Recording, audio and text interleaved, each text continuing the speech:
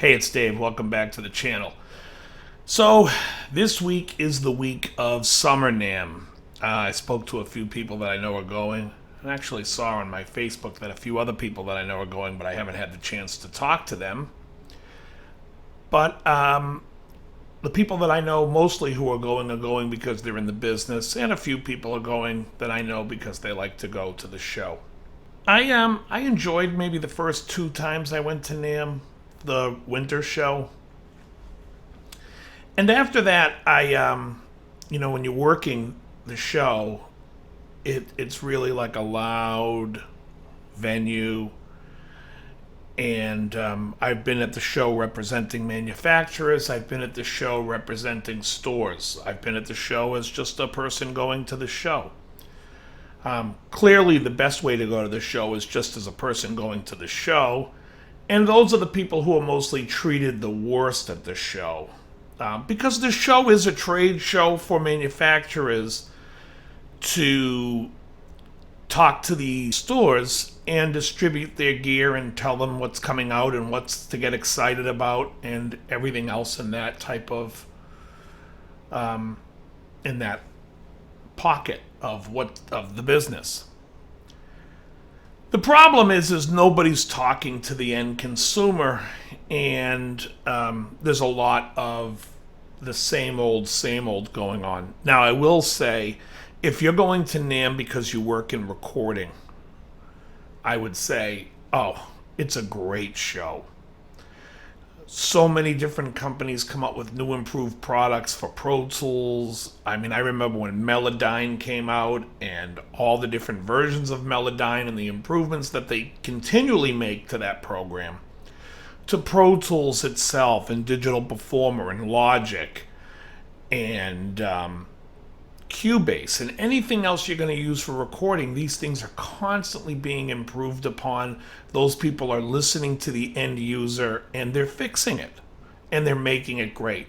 The guitar and amp side, not so much. I mean, there are some new innovations when it comes to like modeling amps, but when you go to a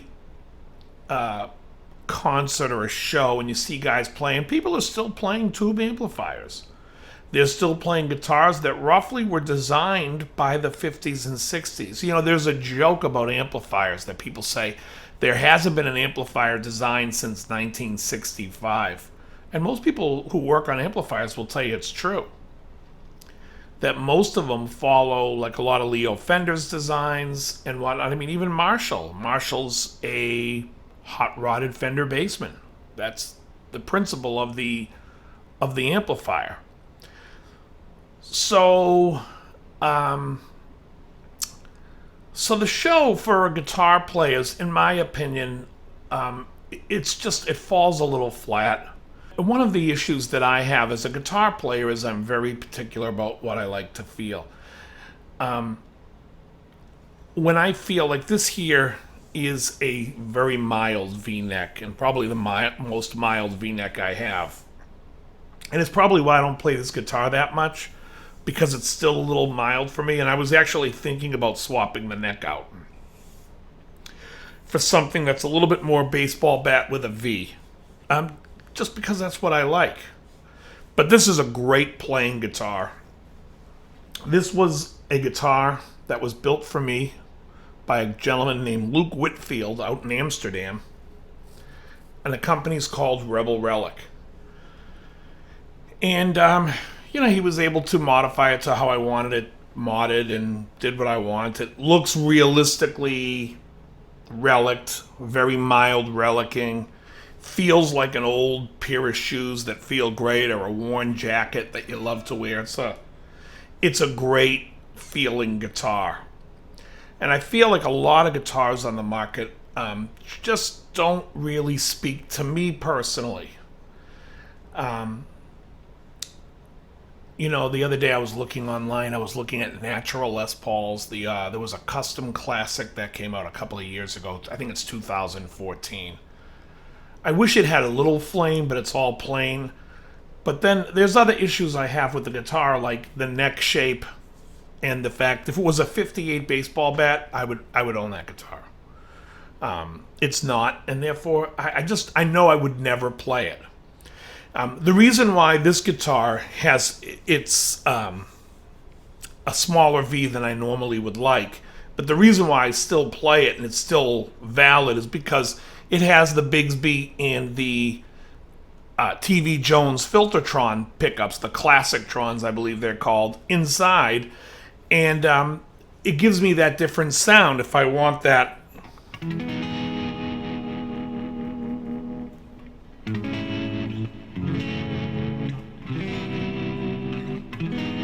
That type of sound. It's definitely for that dreamy chordal type thing where I can use a tremolo and then use the bar to get the vibrato. But in general, I say that I don't really get excited about guitars in gear. Now, you can look behind me here and say, well, you happen to have a wall of amplifiers. Well, they're constantly being moved. Actually, you can see the Line 6 I put on top of the Roland yesterday because I had a student in here. But for the most part, and actually you can see now I have my EVH 2x12 here under my crankhead. These are amps that I picked up, like these Marshalls, because they were classic amplifiers that I feel are being undervalued right now. And down the road, I'll either use them or sell them. But the fact that I don't play them, I don't care. It's really not why I got them. For down the road, yeah. I'm not really playing in a live situation that I would need to use a 100-watt head or a 50-watt head. The last gig I did, I used a 15-watt amp. I used the Night Train with a pedal called the Duelist, which was fantastic. The dual rectifier is an amplifier I've used hundreds of times. I've taken it on the road with my band. I mean, that's like an amplifier that when I hear it, I'm like, okay, that's my sound. That's what I like. But I mean, other than that, you're not seeing like a crazy representation of gear. These guitars that are behind me are all my electrics. Those and my basses. That's everything. At one point, I had a lot of guitars, and then I was like, what am I doing? I never play them. I don't want to be a collector for the sake of collecting. I found myself playing the same few guitars. As my collection grew, I was like playing these guitars, and I'm like, I'm playing the same 3 or 4 guitars I always play. So why do I need more than that?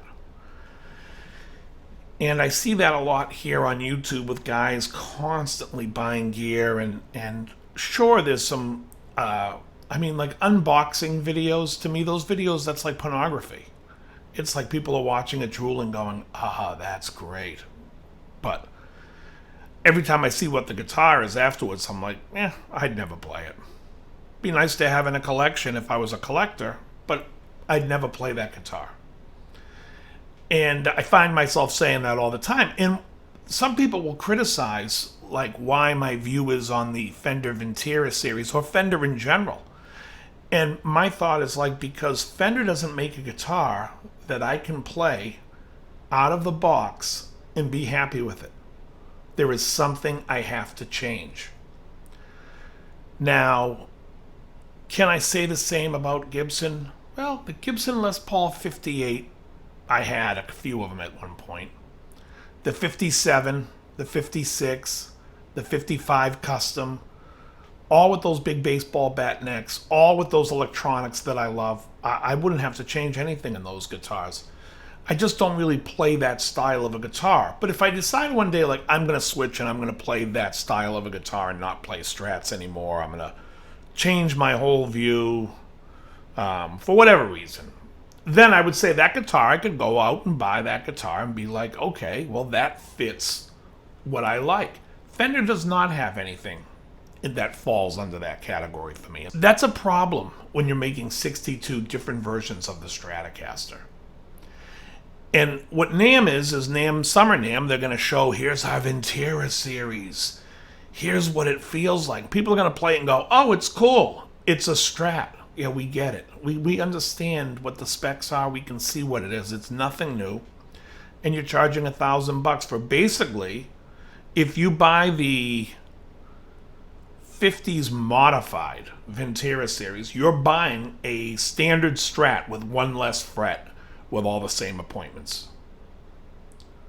It's sad. I don't know why they got rid of the V-neck on the modern, but that's what they do. They didn't want to, they have to keep it to that vanilla. And again, this video wasn't so I could sit there and talk about Fender's downfall or shortcomings.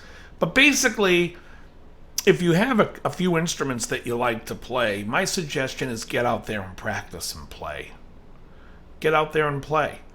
I do a podcast with John Bingham, and John will always be buying new amps, and he gets rid of them as fast as he buys them. The thing I can say about John is John's out there gigging with that gear. So John is putting it to the road test, and he says, yeah, it's cool. But if it's not 100% what he's looking for, he's going to get rid of it. He doesn't see a need to keep it. So I guess what I'm saying is I think people should focus a little bit more on the playing and not so much on the gear.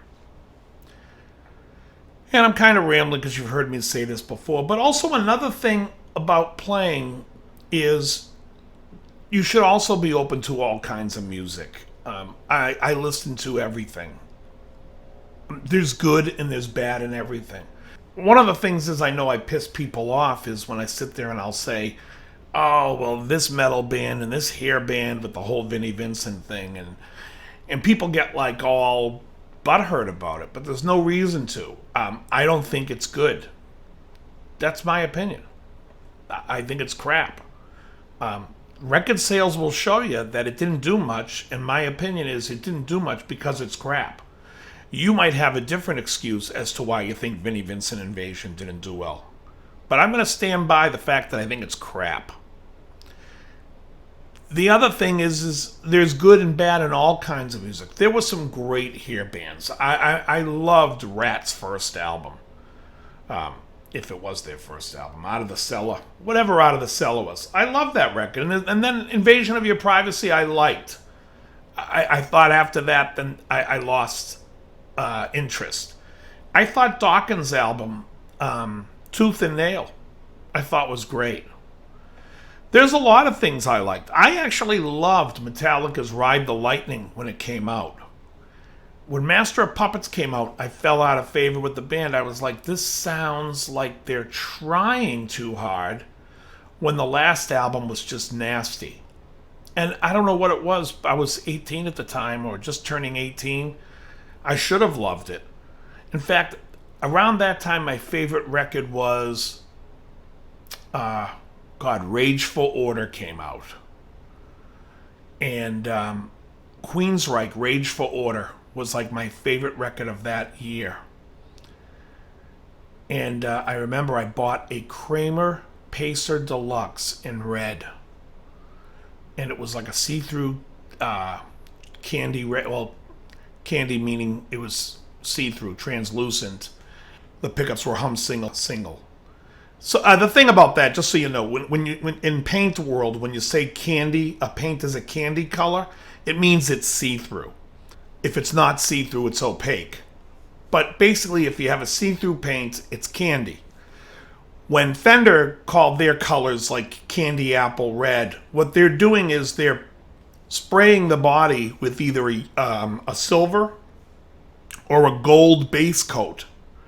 And then they spray it with the candy red, the translucent. So you're actually seeing through the red, and you're seeing either the silver glitter, silver metallic bottom, or the gold metallic base coat reflecting back. And if it's silver, it's obviously going to be a brighter candy apple red, and if it's gold, it's going to be a darker candy apple red.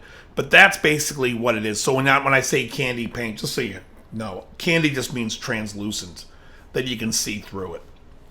And so I had this candy translucent, I think they called it trans red.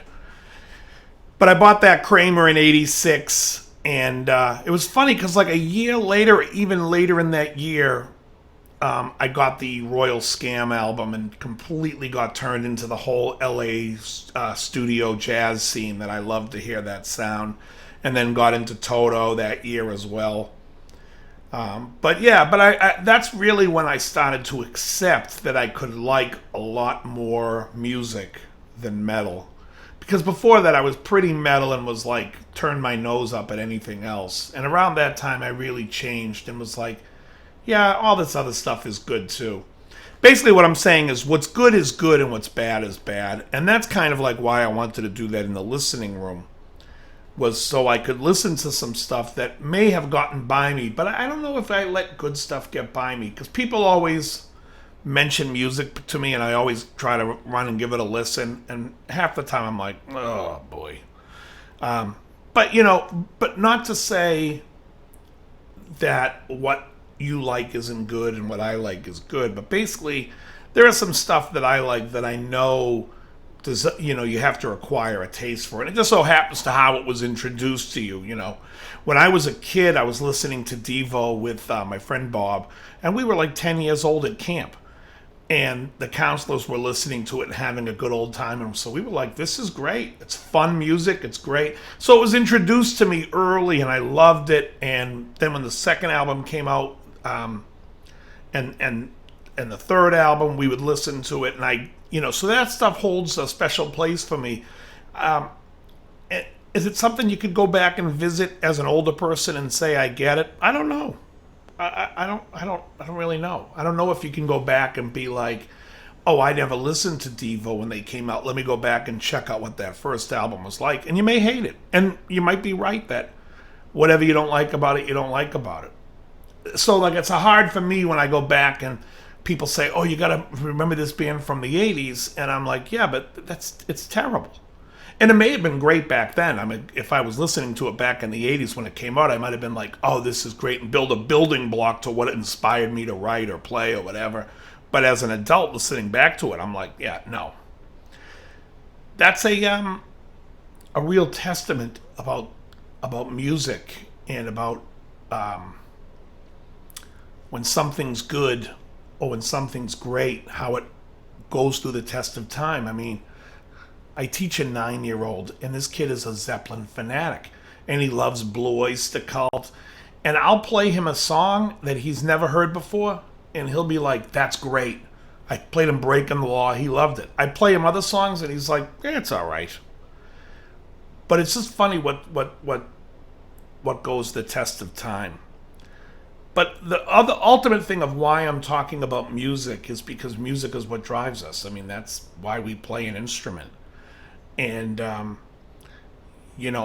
was a player that, like, when I heard like Earth, Wind and Fire, I wanted to know what Al McKay was doing. When I heard the funk guys, and when I heard like Paul Jackson Jr. and Steve Lukather doing that funk thing, I wanted to know what it was. When they were doing, when Steve was playing one of those leads, I wanted to know what it was, what he was doing. When Larry Carlton played stuff, I wanted to know what he was doing. Because in like Steely Dan music, a lot of people have a hard time with it, but when you understand that it's almost like chords on top of chords, that's the way he likes to voice things, it becomes a little bit easier in understanding the playing and the key structure of the solos. And I'll probably do a whole video on that. I just don't know what solo I would do yet, but like even the Skunk Baxter stuff, he although I think Skunk was a little less schooled in jazz and much more of a feel player than, say, like Larry Carlton was. But I mean, all this stuff is great. I brought up Johnny Marr, and people are like, who's Johnny Marr? But Johnny Marr was a great player for the Smiths, and he wrote a lot of great parts, and has a great use of a capo and retuning of guitars, and even guys like Chris Cornell with those strange tunings. One thing about Chris Cornell and the strange tunings, and I'll even give it to Jimmy Page, is when you're tuning out of the usual of what you're used to playing, you're forced to listen as a listener so much more than you are as a player, because the stock riffs that you will play won't really come into play. So you then have to be more of a listener, and because of that, I think the songs become a better product. They become less typical. So I'm all for the open tunings and everything else. As long as you don't get comfortable in it and you're writing from listening to your ear. Because I've always talked about people who write. I always tell them, in fact, I give the advice. I say, if you're writing a song, write as if you're listening to it. What do you want to hear as a listener? Because as a player, we all sit there and we'll play stock licks, we'll play the same thing. And the same thing when you're playing a solo. I've brought up a challenge before where people post these challenges to play solos, and I say, sing the solo. Don't have a guitar in your hand, just sing what you want to hear. Then learn what you sang. Because you'll find out it's not based in what you usually play. It's coming from a foreign place. It's coming from a musical idea and not from something that's just robotic in your hands. So, I'm always saying, I think people need to practice and focus on the playing more, focus on being better players, and, when I talk about things like the tone woods and stuff like that, it's just because it comes from an asinine place. And if you believe in tone woods and that insults you, well, then look into it. Because, like I said, I could play. You could listen to a million records. You could tell me what strat. You could tell me a strat anytime from a record, but you'll never tell me what wood the strat is made out of, and what fingerboard wood it is, what kind of nut it is, what material trem block is playing with it. You're never going to know any of that stuff. Is there a difference sonically when you're playing it and holding it? Sure, but that's why you see all these guys that do the demos going, that was weird. When I played it, it sounded a lot different, and then when I'm playing it back, it sounds the same. Yeah. That's because what's coming out of the amplifier isn't affected by all the nonsense that you think it is, but you hear it because you're playing it. Anyways, I don't really want to get into that, but like that whole thing of, I used to work with a kid, Sean, and Sean would say to me, could you imagine if I built like a mahogany Strat with a mahogany neck and an ebony fingerboard? What pickups do you think I should use with that wood combination? I would say to him, whatever pickups you want to use, because you're not going to hear the fucking difference coming out of your amp. I don't know what you're talking about. Anyways, it took him a while. This was back, he was like 19. And I spoke to him recently, and he was like, boy, was I ever wrong. Because I think he ended up building a couple of those Strat ideas that he had. And when you bring him on stage and you're playing it through a Marshall, a 74, what did his dad have? A 74 JMP 1959. It's not going to matter what wood the guitar's made of. And he's come to that conclusion now. So focus on the playing, not on the minutia and the silliness of possibilities. If it's your hobby that you want to be a collector, and that's cool, but then collect stuff that has worth, because other than that, it's just a collection. What the hell does that mean? Anyway, about Namm, for those who are going, I hope you have a good time. I'm glad I am not. And I just felt like rambling today, so I rambled. If there's songs that you want to see me listen to in the listening room, or if you have any suggestions, or basically just want to tell me to fuck myself, just send me a comment. As always, very good.